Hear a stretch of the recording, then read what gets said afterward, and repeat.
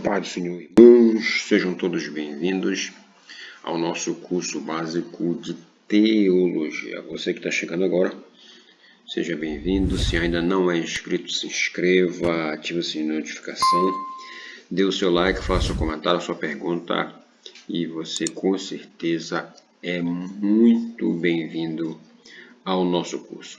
Hoje nós vamos estar falando a respeito do livro de Cantares. Nós já observamos que, com o passar do tempo, as declarações de amor ganharam novas formas. Hoje, por exemplo, os jovens usam com frequência a internet, SMS, WhatsApp, etc. Mas até certo tempo atrás, um dos métodos mais eficazes eram as cartas. E quem nunca escreveu ou recebeu uma carta de amor? Os simples recados, porém, mexer com as emoções e com o coração humano, você se sentiria surpreso em saber que Deus permitiu que uma carta de amor estivesse na Bíblia Sagrada? Pois é, isto é uma verdade. E Cantares é esta carta de amor. E nesta lição, nós vamos estar justamente desvendando o conteúdo deste livro e perceber como Deus se importa com os nossos sentimentos. O livro de Cantares também é chamado de Cântico dos Cânticos. E o seu título ele está primeiro versículo. Trata-se de uma canção especial, mais sublime do que as outras já escritas. Por isso, ele é considerado o Cântico dos Cânticos. E a melhor tradução para o título seria o Cântico por excelência ou o mais belo cântico. E de acordo com o renomado rabino Akiba do século II d.C., todos os escritos são santos, mas o Cântico dos Cânticos é o santo dos santos. Ou seja, na sua estrutura ela é composta por várias estrofes que intercalam o cântico de seus principais personagens. E nós vamos estar observando justamente isso agora. Quem é o autor de Cantares? Há certa discussão quanto à autoria de Cantares, mas no entanto, as informações internas do próprio livro fornecem uma forte alegação de que Salomão seja o seu autor.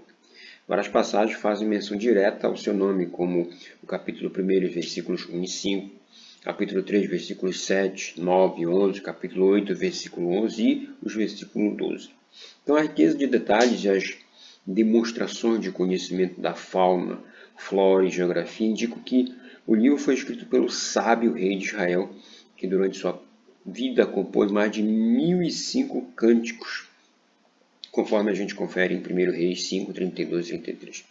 E sendo Cantares, então, o mais ilustres desses cânticos.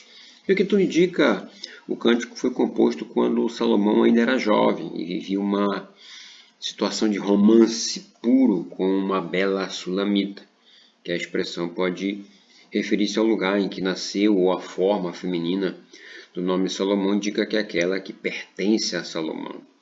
E cronologicamente falando, é provável que Salomão tenha escrito Cantares na juventude, Provérbios na meia-idade e Eclesiastes na velhice. E qual seria então o tema central de Cantares? Os estudiosos do Antigo Testamento são quase unânimes em ressaltar que o principal assunto de Cântico dos Cânticos é o amor. E em toda a Bíblia, o amor é considerado o sentimento mais nobre e o maior de todos os dons, conforme a gente confere em 1 Coríntios, no capítulo 13. Deus, em sua essência, é amor. 1 João 4,8 diz isso. Então, os dois principais mandamentos são amar a Deus e ao próximo, Marcos 12, 30 e 31. E Cantares é um livro sapiensal que aborda a mais profunda, universal e significativa experiência humana, que é justamente o amor. E por que nós colocamos aqui a leitura na Páscoa? Todo ano, após os 7 dias de comemoração da Páscoa, Cantares era lido a todos os que vinham a Jerusalém. A sua leitura litúrgica por ocasião da Páscoa deve-se principalmente por conta da aliança entre Israel com o Senhor, retratada por uma união conjugal. Isaías 51 e 54:5 vai mostrar isso. Então, o livro de Cantares servia como educação sexual aos jovens hebreus. O casamento era uma instituição muito valorizada nos tempos antigos, ao contrário do que se vê hoje em dia. Normalmente, as cerimônias se estendiam por uma semana e eram marcadas por muita festa, danças e ceias para comemorar a nova etapa na vida de um casal. Então, por isso, a alusão ao cântico era indispensável, tanto aos que já eram casados, quanto aos que sonhavam com este momento sagrado. E como interpretar então Cantares? Como o livro de Cantares deve ser interpretado? Uma das questões mais intrigantes em Cantares é a sua finalidade. E para evitar equívocos é preciso um suporte que leve em consideração a leitura do próprio texto, combinando com a interpretação do livro pelos judeus no Antigo Testamento. Então, entre as múltiplas formas de ler Cantares, a gente pode salientar aqui 3. A primeira, leitura histórica ou literal. Nessa perspectiva, a gente vê em Cantares nada mais do que o relacionamento amoroso entre Salomão e a Sulamita, cuja finalidade suprema é ser o guia prático para a vida conjugal. E muitos estudiosos do Antigo Testamento simpatizam com essa interpretação. Essa linha de pensamento vai descartar qualquer significado espiritual ou transcendente no livro. Então, essa é uma leitura literal e histórica. A segunda forma de interpretar o livro de Cantares seria uma leitura alegórica. Nessa, alguns judeus da antiguidade eles não concordavam com a interpretação literal. Eles julgavam inconcebível a noção de que um livro canônico tratasse do amor entre um homem e uma mulher. Para eles, o livro era um retrato do amor de Deus por Israel. E nessa interpretação se justifica porque, em várias passagens do Antigo Testamento, Deus se refere ao povo de Israel como a sua noiva ou esposa, Isaías 54:5, Jeremias 2:2, 3:14, Oséias 2:16, são alguns exemplos. E Deus fez uma aliança com Israel, Êxodo 28:8, Juízes 2:11, Jeremias 11:10, são outros exemplos disso. Portanto, a leitura alegórica ela foi a predileta dos teólogos cristãos na antiguidade. Então, para eles, Cantares se refere ao amor de Jesus, que é um noivo, pela igreja, que é noiva, e vice-versa. E essa teoria alega que no Novo Testamento há várias menções ao casamento entre Jesus e a igreja, conforme a gente pode conferir em Mateus 25, de 1 a 13, Marcos 2:19, Apocalipse 19:7 e 21, os versículos 2 e 9 confirmam isso também. E o terceiro seria uma leitura complementar. Uma das coisas mais importantes na interpretação bíblica é justamente evitar os extremismos. Não podemos forçar o texto a falar algo além do que foi a intenção inicial e tampouco podemos restringi-lo a mero relato histórico sem aplicabilidade concreta. Então, nesse sentido, é possível conciliar as duas visões que nós citamos anteriormente, abstraindo do livro de Cantares ensinamentos para uma vida conjugal amorosa regada por gestos de carinho, bem como com o devido cuidado ver a demonstração de amor de Cristo por sua tão amada noiva.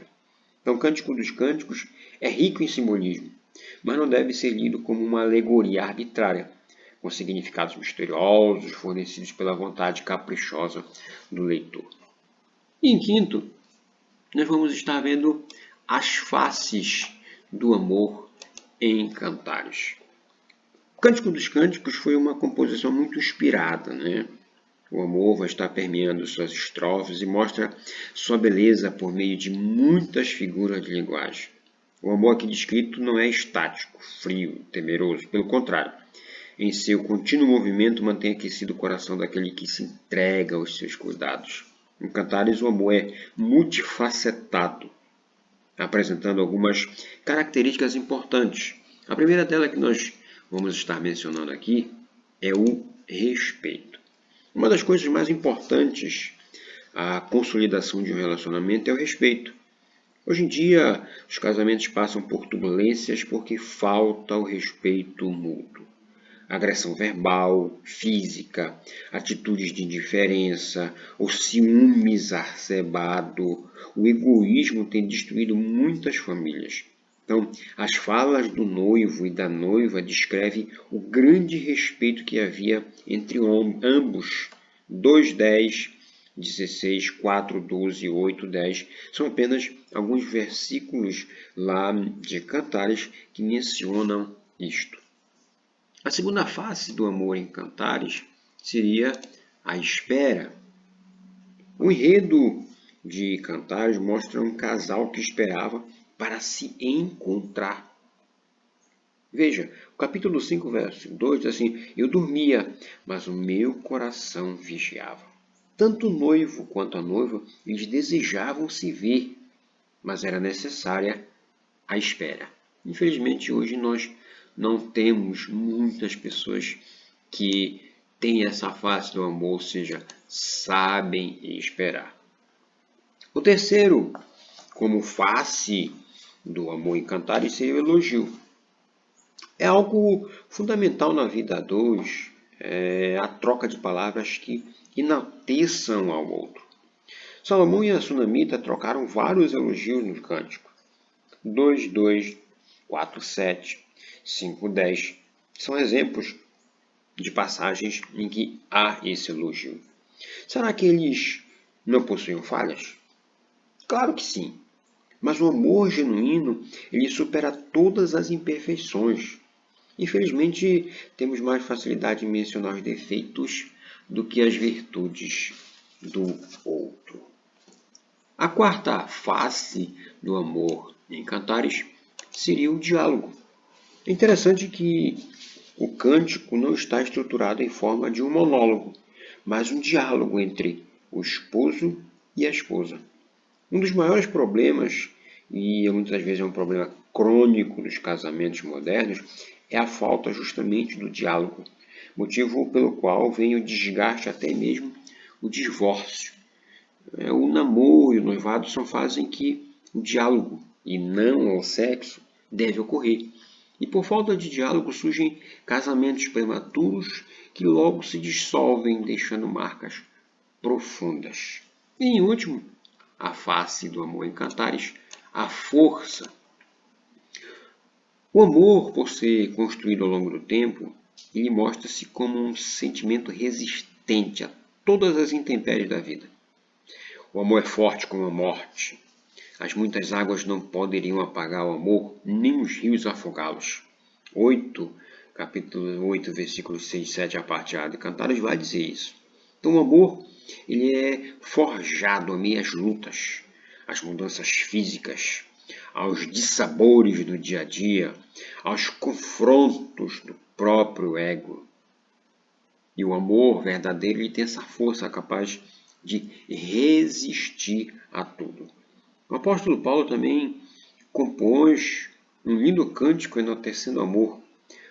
Capítulo 13 de 1 Coríntios.